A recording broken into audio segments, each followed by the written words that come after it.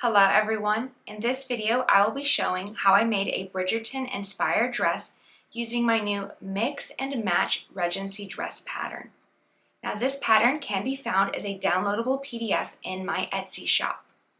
But for this video, I will be making a dress using the two-part skirt variation. And I will be sharing some other videos which show the other skirt variations, and I'll be sure to link them down below as well.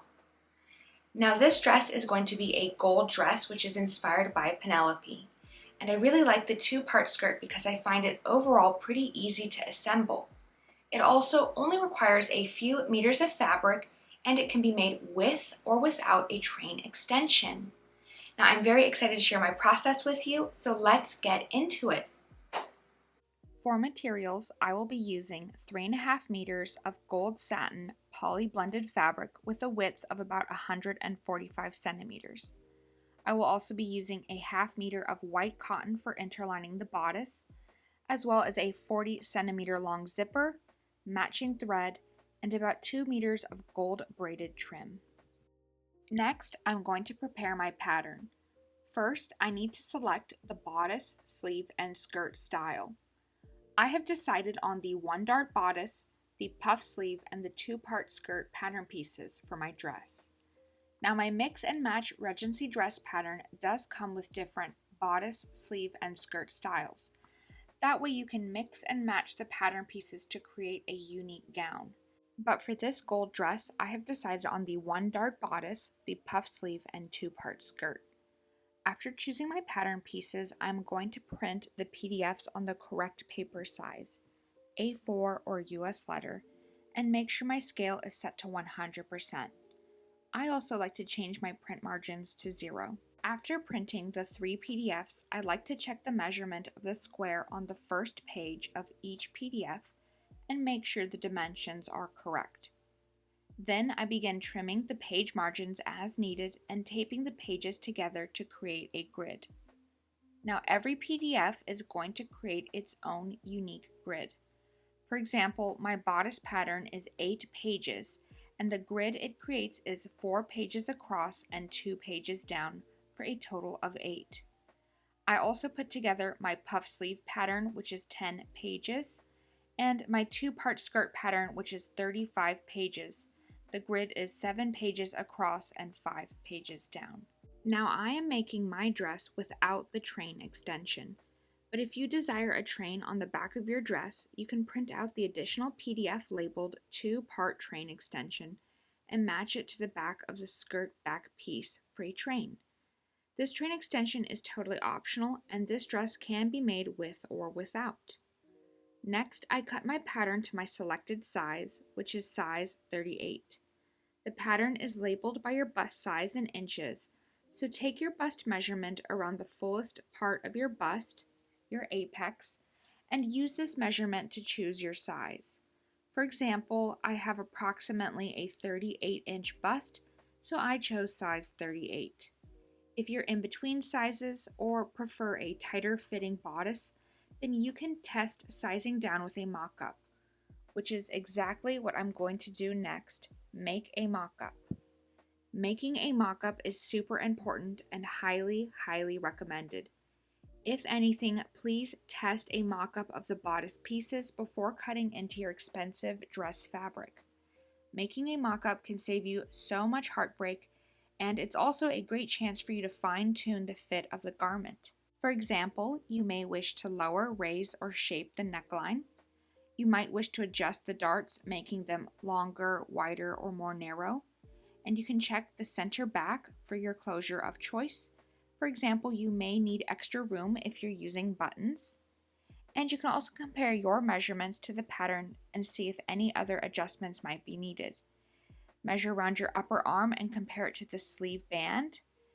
And you can also compare your measurements to the skirt length and adjust the skirt if needed, lengthening or shortening it. I have decided that I wish to lower the neckline of my bodice, and I have lowered the neckline by about 2 centimeters at the center front, while being mindful of the 1 centimeter needed for seam allowance.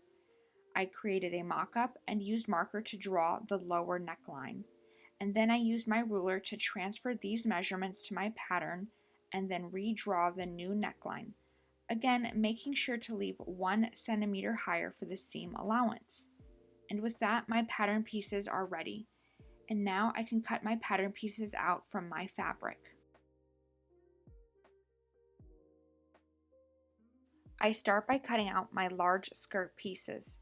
I first cut the skirt front on the fold of my fabric, and then I cut my 2 skirt back pieces. I used the remaining fabric to cut out 2 bodice fronts, which are cut on the fold. 1 bodice front is for the outer layer, and 1 is for the lining.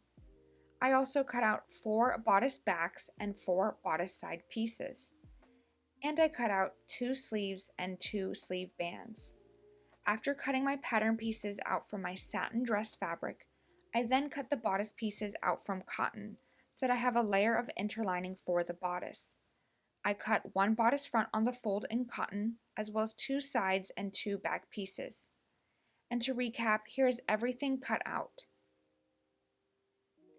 I have 1 skirt front cut on the fold of the fabric and 2 skirt back pieces. I have 2 bodice backs cut out in cotton and 4 bodice backs cut out in satin. I have 1 bodice front cut on the fold in cotton and 2 bodice fronts cut on the fold in satin. I have 2 bodice sides cut in cotton and 4 bodice sides cut in satin. I have 2 sleeve bands and 2 sleeves. Next, I'm going to prepare all of my bodice pieces. And to do this, I'm going to baste all of the bodice outer layers to their interlining layers and then stitch the darts in place. Now the first thing I'm going to do is use my bodice front pattern piece like a stencil and draw in the darts on my bodice front cotton interlining layer and the lining layer. So I draw the darts on the wrong side of the fabric on both the cotton layer and the satin lining layer. I was also a bit naughty and I used pen to draw my darts, but I recommend you use chalk or a disappearing fabric pen to draw your darts. Next, I matched, pinned, and then basted my cotton layer to the back of my satin outer layer pieces. Now adding a layer of cotton to the bodice as interlining is totally optional, but I highly recommend it. The cotton can help prevent warping around the neckline and other cut curved edges. It can also give the bodice and darts structure and shape, and it can help support heavy skirts and other embellishments you might add. I find that the layer of cotton is especially beneficial when working with lightweight and slippery fabrics like poly satins. And adding the cotton layer really helped me when working with this gold satin fabric because it was so very slippery. So basically, I'm going to pin my cotton pieces to the wrong side of my bodice front, side, and back pieces. After pinning the cotton layer to the back of the satin layers, I hand baste the edges together. After I baste these 2 layers together, I can then treat it as 1 layer. I highly recommend basting the 2 layers together and then begin sewing.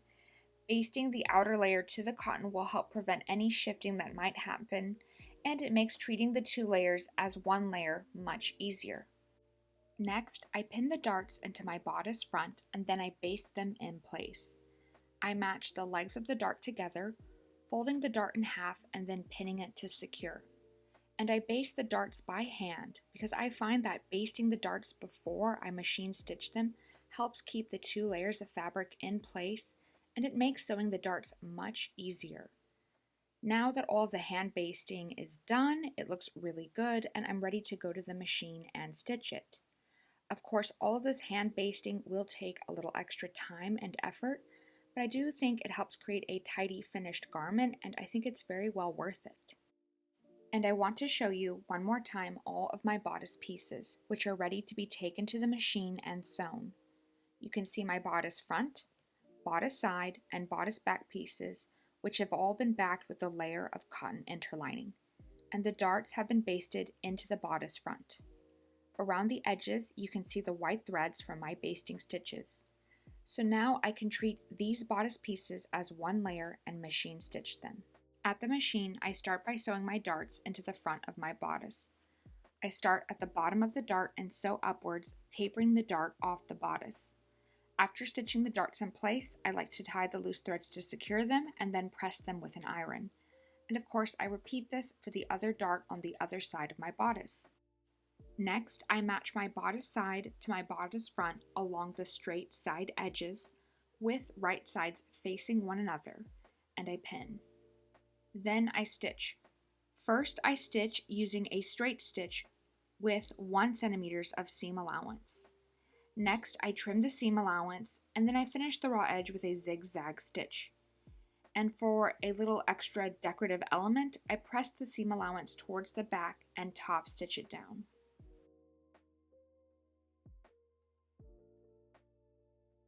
Next, I attach my bodice back to my bodice side, matching the curved edges together with right sides facing one another and pinning. After pinning, I stitch and then trim the seam allowance and finish the raw edge with a zigzag stitch. Now when pinning and sewing these curved edges together, please work very slowly. These can be tricky to match together, so sometimes a little extra care and fussing is needed. And again, for a little extra decorative element, I press the seam allowance towards the back and then top stitch it down.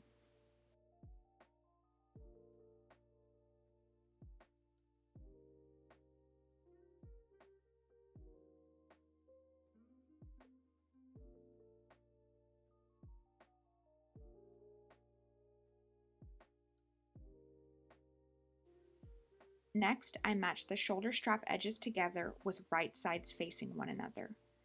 I pin the bodice front to the bodice back at the top shoulder edge and then stitch. After stitching, I trim the seam allowance and then finish the raw edge with a zigzag stitch. And again, I press the seam allowance towards the back and then top stitch it down. My bodice is looking very good, so I go ahead and repeat all of these previous steps for my bodice lining.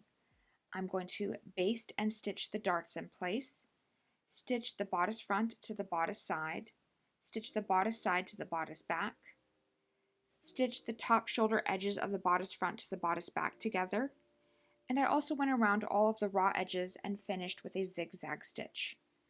So now you should have one complete bodice for the outside layer and one for the lining. You can also see the subtle difference adding the cotton interlining layer makes. So next, let's make the sleeves. The first thing to do for the sleeves is add 2 lines of gathering stitches. 1 line of gathering stitches along the bottom edge and 1 around the sleeve head. I set the machine to the longest length straight stitch and add 1 line of gathering stitches to the top edge, the head of the sleeve. And then I add 1 more line of gathering stitches to the bottom edge of the sleeve. I will use these gathering line of stitches to gather down the sleeve. So I'm going to pull on the thread of the gathering stitches along the bottom edge and gather it down so that it's the same length as the sleeve band. Once they are the same length, I will pin the sleeve band to the bottom edge of the sleeve. And I want the right side of the sleeve band facing the wrong side of the sleeve, pinning these bottom edges together. And it may take a little zhuzhing to get the gathers spread evenly and the same length as the sleeve band. After pinning the sleeve band to the sleeve, I then stitch along the bottom edge. And as I stitch, I am very careful when I sew over top the gathers. After stitching the sleeve to the sleeve band, I go back and finish that raw edge with a zigzag stitch.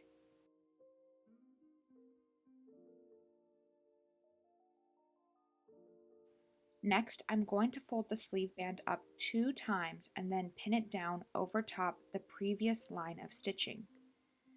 The first fold is to hide the raw edge of the sleeve band, and the second fold is to create a nice finished edge. Pin the folded edge over top the previous stitching, just covering it a little bit, and then you can pin it and top stitch it down in place. This is going to create a nice finished bottom edge to the sleeve.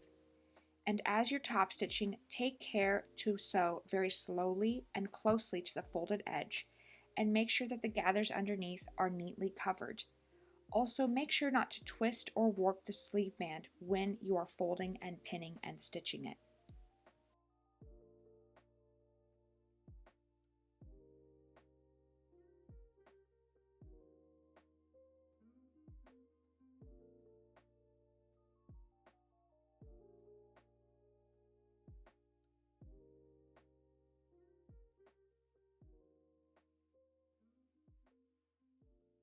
And here's how the bottom edge of your sleeve should look. I'm also going to give it a quick press with an iron.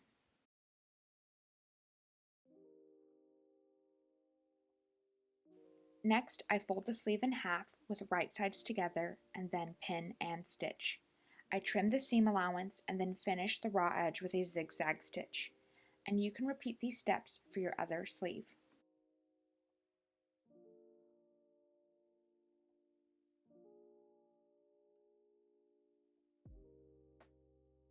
Next, I'm going to attach the sleeves to my bodice, setting the sleeves into the armholes of my bodice. I'm going to start by matching the side seam of my bodice to the side seam of the sleeve, and I pin these 2 points together. I'm going to set the sleeve into the bodice with the right side of the sleeve facing the right side of the bodice, right sides together. And then working from this side seam up either side of the sleeve, I'm going to pin the sleeve flat and smooth into the armhole of the bodice, matching and pinning as I work up either side of the armhole from the side seam to that top shoulder area. From where the shoulder strap seam is to over top the shoulder is where I'm going to focus all the remaining volume of my sleeve. I'm going to pull the threads of the gathering line of stitches I made earlier and gather down that remaining bulk so that it fits into the armhole of my bodice. I like to focus my gathers to the very top of my shoulder, and I like to keep my gathers within about a 10 to 15 centimeter window. Again, starting from that shoulder seam at the back of my bodice. And I like to use a ruler to compare the gathers on both sleeves to make sure that the gathers are symmetrical and even. So I just fit the sleeve into the armhole, pinning it smooth and flush against the bodice, and then I gather down the remaining sleeve head and massage the gathers in place until it fits into the armhole. I make sure that the sleeve is completely pinned into the armhole of the bodice. And then I just repeat this for my other sleeve, starting by matching the side seam of my bodice to the side seam of my sleeve with right sides touching. I pin the sleeve to the bodice, continuing pinning up either side of the armhole, keeping the sleeve smooth and flush against the bodice. And at the top shoulder area, I gather down the remaining volume of the sleeve head so that it fits into the armhole and I pin it in place. I pull the threads on the gathering line of stitches at the sleeve head and massage the gathers into place. That way that remaining bulk of the sleeve can fit into the armhole. Then the entire sleeve should be pinned into the bodice. The lower armpit area is smoothly set into the armhole, and the top shoulder area is where all the gathers are focused. Once the sleeve is set into the armhole of the bodice, it should look something like this, and you can see the bottom armpit area of the sleeve is smooth and the top shoulder area is where all the gathers are. Next, I can take it to the machine and stitch the sleeve into the armhole of my bodice. And as I stitch, I take care when sewing over top the gathers, and I stitch around the entire armhole, securing the sleeve into the bodice's armhole. After stitching, I trim the seam allowance and then finish it with a zigzag stitch. And here you can see how the bodice looks with the sleeve set into the armholes, and you can see the gathers focused at the top of the shoulder. Now I'm going to go ahead and set my bodice and lining aside and work on the skirt for my dress. First, I'm going to match the angled side edges of my skirt back to my skirt front. The side edges of the skirt front and back are the size lines, and I'm going to match these skirt side edges to one another with right sides facing each other, and then I'm going to pin the side edges together and then stitch.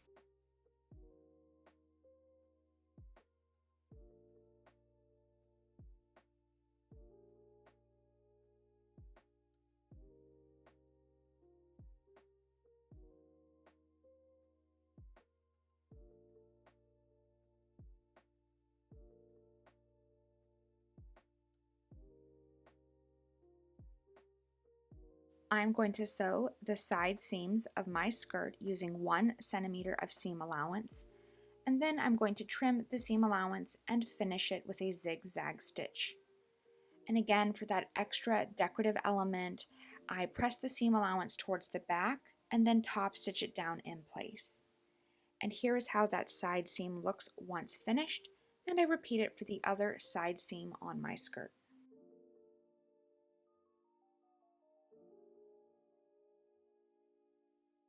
And now I have one big skirt piece which is ready to be attached to my bodice. I'm going to match the top waist edge of my skirt to the bottom waist edge of my bodice with right sides facing each other and then pinning these center front points. You may wish to use chalk or pins to mark your center front points. Match the center front points together and pin, and then working down either side of the dress, match the skirt to the bodice and pin the edges together, keeping everything smooth and flush. Work from the center front towards the back of the dress, and again, try to keep everything smooth and even. Once you reach the back of your bodice, you will gather or pleat down the remaining waist edge of the skirt so that it can fit onto the back of your bodice. Basically, the skirt's waist edge is much longer than the bodice's waist edge, so that remaining length of the skirt must be pleated or gathered down to fit. It's up to you if you prefer pleats or gathers at the back of your dress. There is flexibility in how you arrange the back of your dress. Much of this will depend on your taste and preference. Personally, I think adding a line of gathering stitches to the back of the skirt and then gathering it down to fit would be the easiest method. But I do really like the look of pleats.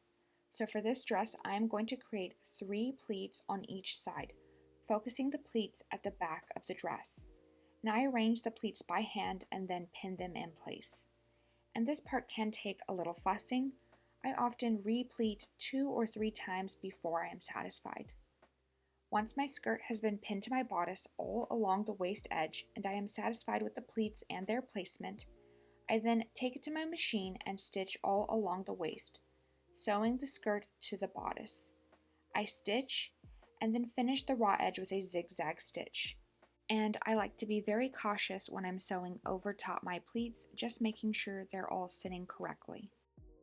Next, I press the seam allowance up towards the bodice and then I top stitch it down in place for a little decorative element. And my dress is starting to really come together. Here you can see the bodice with the skirt attached. Next, I'm going to add the lining to my bodice. Next, I'm going to add my lining to my bodice. I'm going to start by matching the center front point of my lining to the center front point of my bodice with right sides together, and then I'm going to pin these 2 center front points together. And I'm going to match and pin the lining to my bodice all around the neckline, making sure to match key points like the shoulder seams. I want the lining matched and pinned to the entire neckline of my bodice, again with right sides together. Next, I stitch my lining to my bodice, sewing around the entire neckline.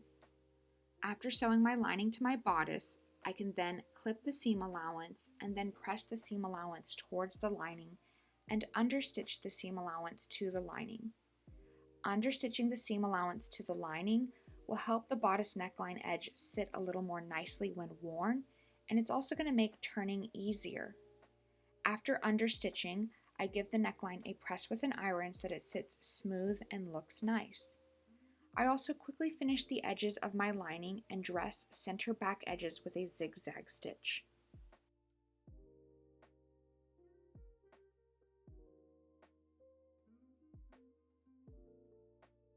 Next, I'm going to add my zipper into the center back of my dress. First, I'm going to pin the center back edges of my dress together and use a pin to mark where I want my zipper to end. Then I'm going to sew using a long length basting stitch, starting at my neckline and sewing down to the point of where I want my zipper to end. At this point, I change back to a regular length stitch and continue sewing down the back of my dress, creating this center back seam.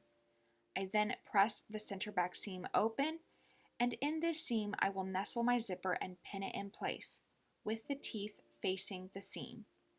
After pinning, I baste my zipper in place, and then I seam rip open that center back seam to reveal the zipper.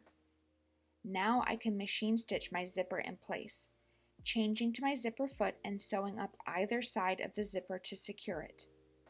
Once the zipper has been added, I can then start hand sewing my lining to the inside of my dress. I like to place my dress on my mannequin inside out and pin the lining to the seam allowance of my bodice's outer layer. I fold the edge of the lining inwards just a little bit to hide it, and then I pin it to the seam allowance. And I do this all around the waist edge, armholes, and center back edges. At the center back, I take care not to place the lining too close to the zipper teeth. After pinning the lining, I am now able to hand sew the lining to the bodice's seam allowance, and this is going to create a tidy, finished look to the inside of the garment. Now, the pinning and the hand sewing does take a bit of time, but I think it creates a very lovely finished inside to the dress, so I highly recommend it. But you of course could opt instead to do a facing or just finish the neckline with binding. And after stitching the lining to the inside of the dress, it is a great time to try it on and make sure you are happy with the length of the skirt. I recommend checking the length of your skirt before cutting your pattern pieces out from your fabric, but now is a good time to give the length a double check and decide if you want to trim it any further. After trimming, you can go ahead and hem it. I am quite happy with the length of my dress, so I'm just going to go ahead and finish the bottom edge with a simple rolled hem. I just fold the bottom edge upwards 2 times to completely hide the raw edge, and then I stitch it down. This hem is pretty quick and simple, but you could opt to finish your dress with a different method entirely. And for the finishing touch, I added just a little braided gold trim to the under bust and the sleeve bands of my dress. I just top stitched it around the waist and the sleeve bands, and then folded the raw edge underneath to hide it and stitched it down to finish. And I thought it added a nice touch to the dress. And with that, my gold dress is finished, and I feel very reminiscent of Season 1 Penelope, and I'm so excited to share with you how it looks when worn.